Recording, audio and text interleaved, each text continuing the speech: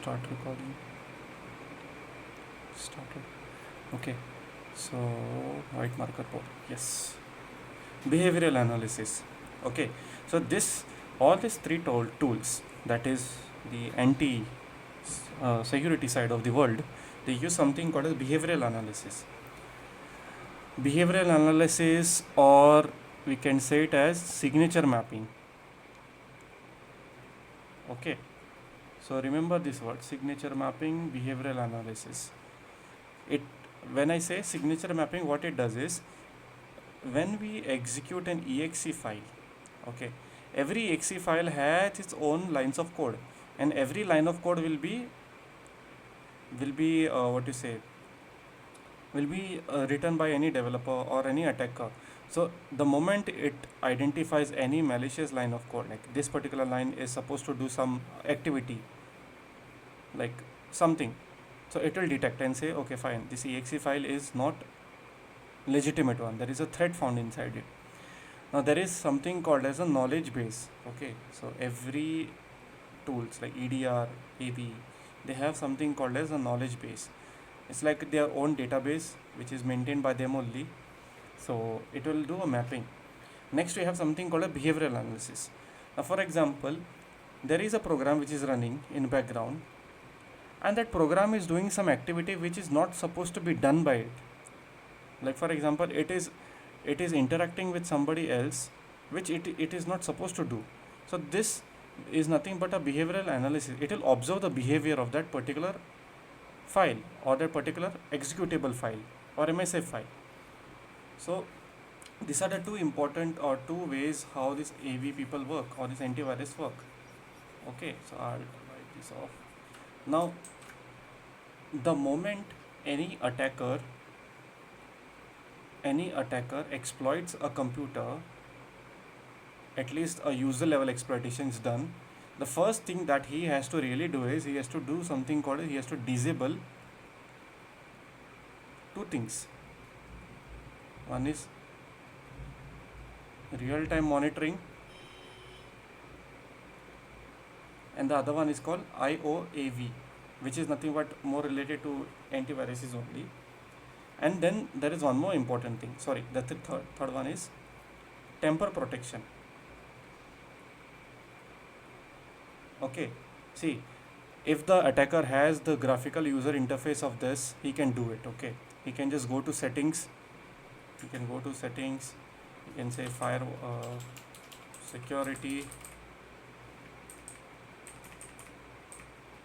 you can go to security, he can disable everything. Correct. Let me disable this guy also, at least on my side I'll disable.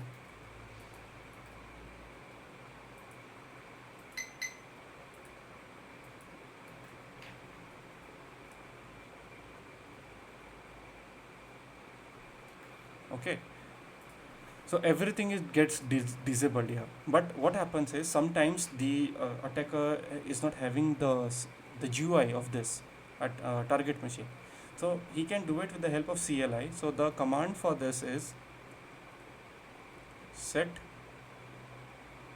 mp preference, then you can just mention disable real time monitoring $true. Okay, so this will disable everything. So to use this command, you need not be a super admin. Okay, you can be a normal user also and still disable it. So I'll just show you the different what you say so the different what you say the parameters which are there, like exclusion path, exclusion extensions, signature definition, update file sharing sources, then disable behavior monitoring, disable real time monitoring, then high thread default actions, all these things. Okay, you need not run each and everything. The three important one which I have mentioned here, that is real time monitoring, temper protection, and IOAV. Okay, so this is how you disable the antiviruses with the attacker mindset. I'm saying. Okay,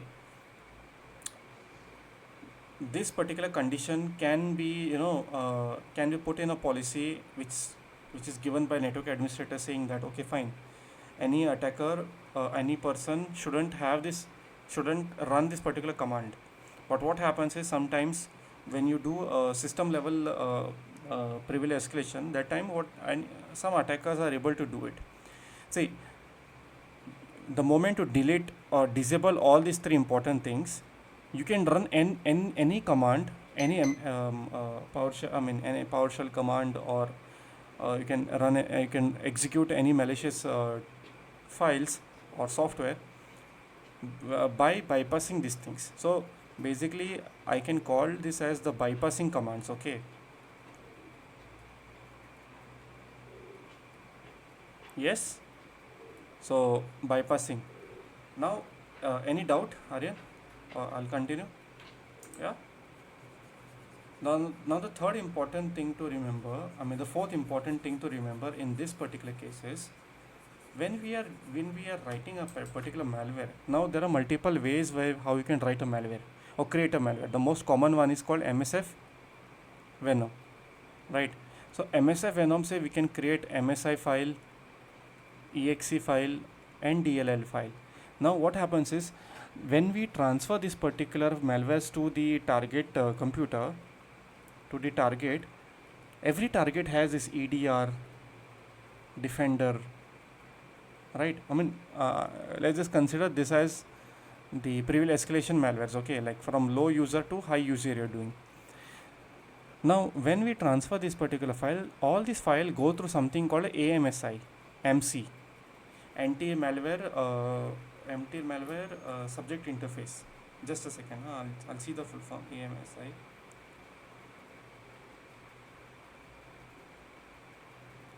anti-malware scan interface. So all these policies and everything. So this MC is responsible to check what type of files are running in your memory, that is your RAM. Okay, so because MSI, EXE, DLL, they always run in your memory and not as a normal like overlapping files, right? So this MC. Now there are multiple ways how we can bypass this particular MC. So I'll call this as bypassing MC. So multiple techniques, like whatever is your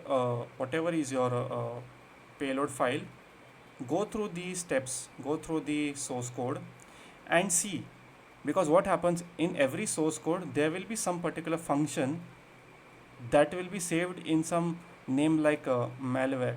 So this malware is a very common name in this people's knowledge base, right? So we need to create some different type of file format. Yeah. So this is one thing. The second thing is, whenever we are executing or transferring this particular file, we are not supposed to directly send this particular file or install this particular file in the memory. Now there are multiple ways how we can do this. See, either we can use something called as port forwarding methods, where I am the attacker, there is a target here, I am actually having the file malware file here, but I'm using something called as a port tunneling method. So I'm just executing this particular file directly on here without downloading it. Okay, so port forwarding works like this basically. uh, so if you see port forwarding in routers, so same concept for port forwarding in our pen testing side of the world also. Okay, now there is one more tool which basically tells you all these things, and the tool name is called MC trigger. Okay, so MC trigger will actually tell you which line of code, what has to be changed, how it has to be changed, that is up to you.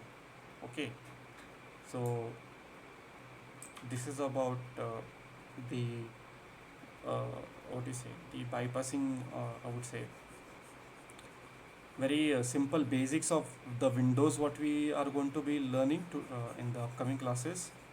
So far so good, Aryan? Any doubt? No? So the moment, see, I hope you remember this. right? Recon and planning. Next is what?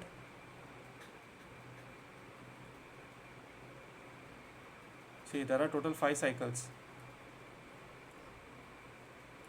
हाँ, exploitation क्यों बोला? फिर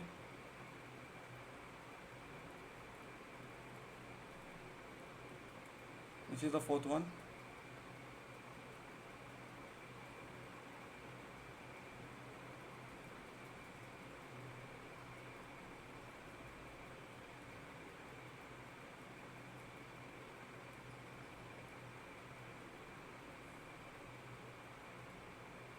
ए भाई, interview में अगर ना किसी ने पूछा ना तो इतना टाइम नहीं लगाना चाहिए. हाँ हाँ, at least this is basics bro. हाँ, सी, once we do the exploitation, we get the access of the low account user. We are not done. We do something called a recon and planning and enumeration, right? We try to go from the low user to a high privilege user. Now how do we do this in Windows is very simple. The same methods, I mean, we'll be using this tool a lot called xmind. You saw, right? Xmind is a very good tool to keep everything in track. Now, unlike Linux, enumeration in Windows is very different, very different, because we have to do enumeration based on the service level, registry level, then password level, and impersonation. Okay, so we have to do enumeration based on all these 3 parameters. So first I'll list out some tools which are there. Okay, some manual tools and some automation tools. Okay, so the first one is access chk. Second one is power up. So this is a PowerShell ka script basically. Then the third we have something called a shop up .ps1. Similar to this, but the only problem with shop up is it's a very noisy tool. It will create a lot of noise, I mean, or logs, I would say. Then the fourth important thing is something called iCals, not iPhone wala iCals. Okay, so iCals basically tells you the permission sets of file, directory. So with the help of permission sets, you can actually plan out multiple things here. Okay, then the fifth one is WinPace. If you really want to save your time with all this, use WinPace, but the only problem with WinPace is it is very false positive also at times. And this is automation approach.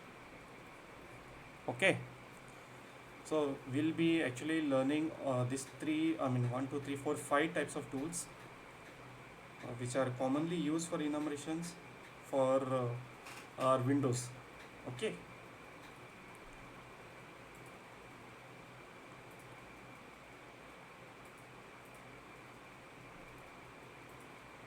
एक second ना, मुझे देखने को एक बार कहाँ तक क्या करना है. ओके, इसमें ये भी है schedule task. Okay fine, I am sorry, ये बोलना भूल गया.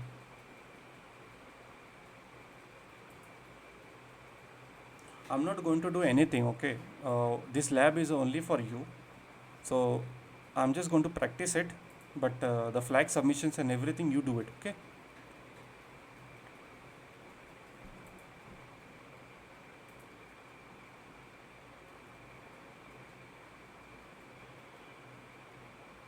okay.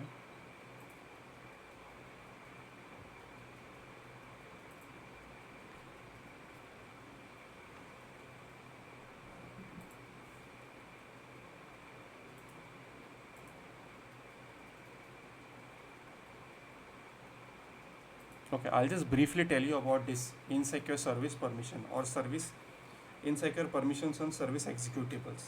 Okay, practically we'll do it tomorrow class. Today I'll just explain you whatever it is.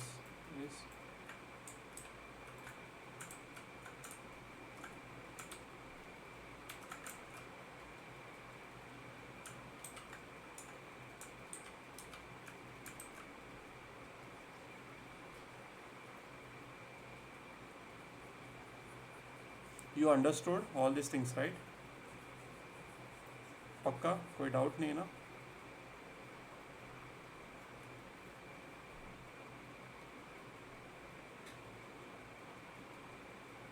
ठीक है, चलो अभी हम क्या करते हैं, we learn about all this. The most important and the first privilege escalation method that we'll be learning is something called as insecure service permissions. Okay, so when I say service, it can be an application level service or it can be any type of service. So basically, Windows services or the services are a most important part of Windows operating system. So why it is important? Because every service which are being executed will have its own set of permissions, its own set of functionalities, which can help you to trigger multiple things. Okay, so if you're very smart enough, you need to find a particular, you need to be very smart enough to find a misconfiguration in them. Now, the type of misconfiguration that I'm saying here is it can be the way the program is written or the way the program is behaving. Okay, so when you find any vulnerability which leads to basically misconfiguration in the service or the way it is programmed, so you can actually run multiple things, multiple payloads or malwares, and try to get the you can get the unauthorization access on the system. Now there are multiple ways in which the services are misconfigured. So the first one that we'll be speaking is about insecure service permission. We'll be speaking about service executables, and the second one is the permission sets. I'll just keep this aside. Okay, service permissions. Yeah, so I'll explain each and everything now. See, when we have service insecure service executable or insecure permissions on, I mean, insecure service executables or misconfigured service executables. So here, what happens is, now for example, if there is a service called as, let's say, program files, and let's say Adobe, okay, .exe. If this particular program file has been misconfigured by the by the administrator or by any user, then you would need to just find out multiple things here, just in which you can replace this particular file, replace the particular Adobe file or whatever file, and try to inject your file. Inject your file means it can be an exe file with the same file name. Okay, so now the enumeration, the ways how we can enumerate this particular vulnerability, that is a service executable is we use a tool, like we use a lot, like powerup.ps1. Then we can use sharp up also, but when you are going to do practically, Aryan, I mean in your career, don't use this tool. Okay, it is going to create a lot of noise.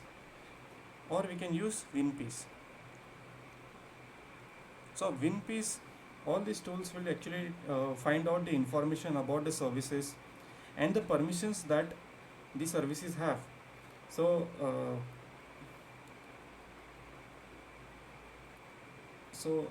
yeah, so I want to show you practically, but right now the time is also very limited.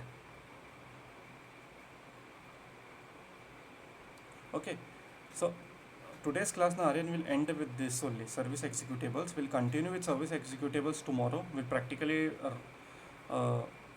work on this. Okay, and I'll try to find some try hack me ke machine, hack the box ke machines also, which will give a good challenging approach for us on performing the enumerations. Okay, so today's class will end up here only.